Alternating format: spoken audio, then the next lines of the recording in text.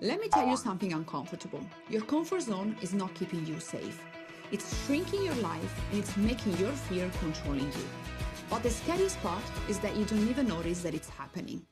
Hello everyone, I'm Dr. Claudia De Luca, a personal and professional growth coach, a lecturer and professor at university. And today I'm going to share with you the magic formula for breaking out the comfort zone issue. Stay with me and you're gonna change your life just following these 4 magic steps from tomorrow. But what is really the problem with the comfort zone? The problem is that most of the people feel that somehow a comfort zone is a place of peace. It's a place where you can be yourself and feel safe. However, that's not safety. So psychologically, we feel there's everything that it's not familiar, that it's risky, that it's unfamiliar, that it's something that we are not comfortable with. It's something that is dangerous. And that's unfortunately is our brain and our psychology that is telling us that that's things that we don't know, it's not safe. That's something that we cannot change because it's a brainy thing, but we can do a lot in order to break the cycle. So as the brain loves familiarity and loves things that he knows that we are familiar with, we are very comfortable with, every time that we are avoiding a risk, avoiding opportunity, avoiding a new things to do, we are actually telling our brain and ourselves, hey, you're actually safe. So everything that you are avoiding, it's something that you should avoiding. It's something that it's not safe, it's a risk. So let's stay where you are. You're gonna be safer. That's a very toxic self-talk that our brain is doing to ourselves. Because that's how you're gonna build over and over your safety comfort zone, your safer comfort zone, and where you're gonna feel that, okay, nothing needs to change. Nothing needs to be changed because it's okay. I feel okay here, I feel safer, and I feel that it's a place where to find peace. And that unfortunately is how a comfort zone become a cage that we decorate with a lot of psychological self-talks, a lot of psychological comforts. So that's how we build our cage for ourselves. And one day we just wake up and we feel that somehow you feel trapped. You feel that you haven't tried anything lately in your life. You haven't experimented nothing.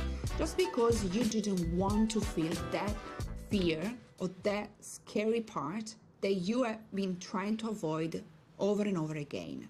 That's your cage, the cage you've built over your comfort zone. So what happens if you don't step out of this comfort zone, our decorated cage? It happened that one day you will call basically the comfort zone stability, something that is safe, that's something that it's needed to build a logic life. And that's something that we call predictability, and so having a very tidied up life.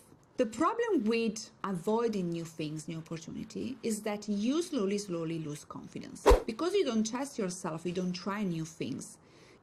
And every time there is a new potential opportunity, it could be like a new job offer or like a new discipline that you want to learn. It could be like a new sport activity.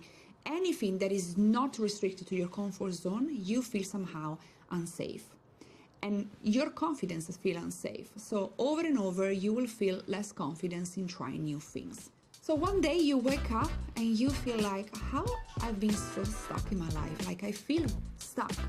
I feel that somehow I fear everything that I don't know. I haven't tried anything lately that really gives me vibes, that really gives me energy, that gives me that sense of feeling alive.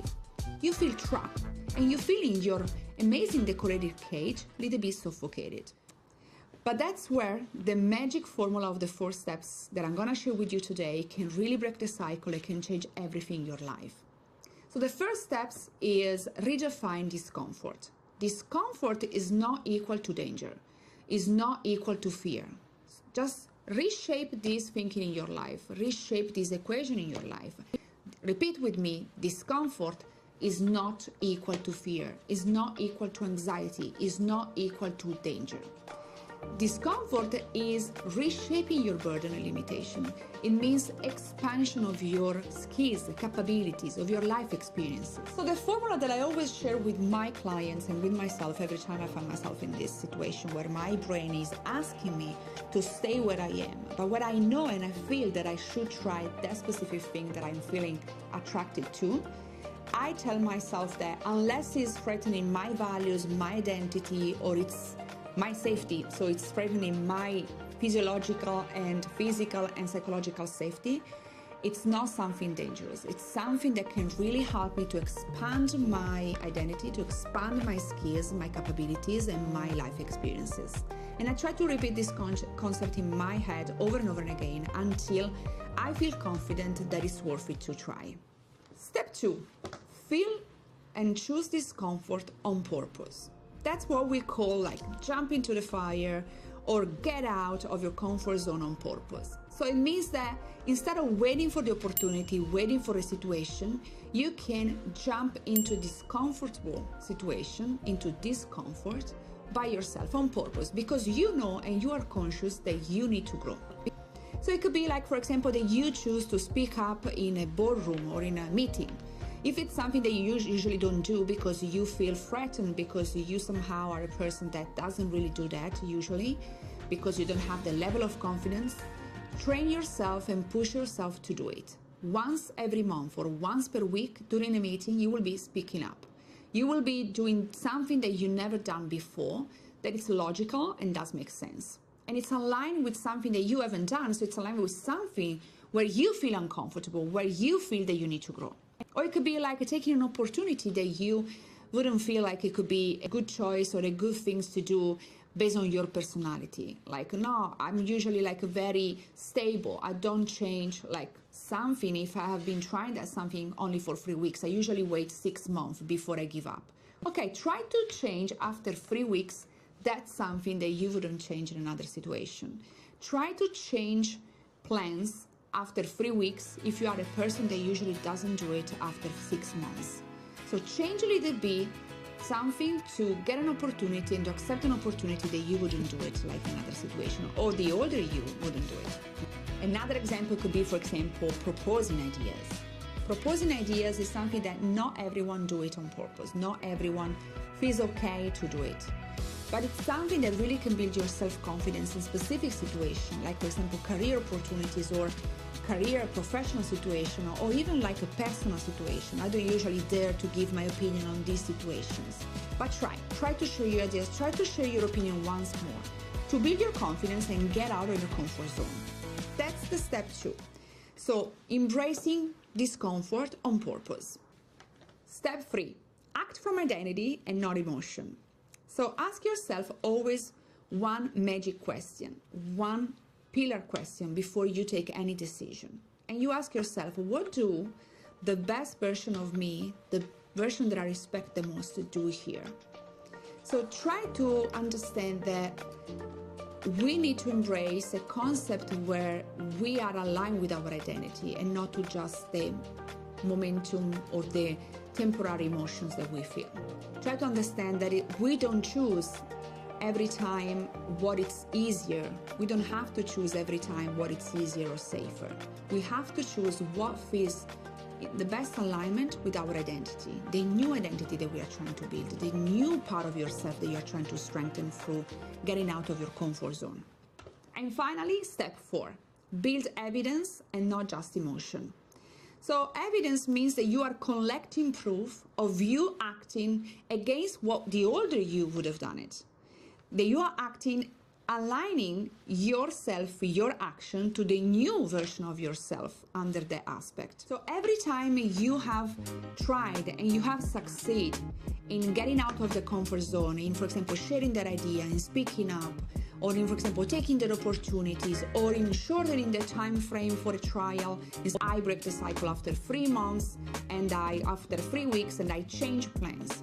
So every time you are embracing an action, that means you are acting against your comfort zone and you have succeeded, tell yourself how good you are, how good you were in doing that. So tell yourself, I didn't break.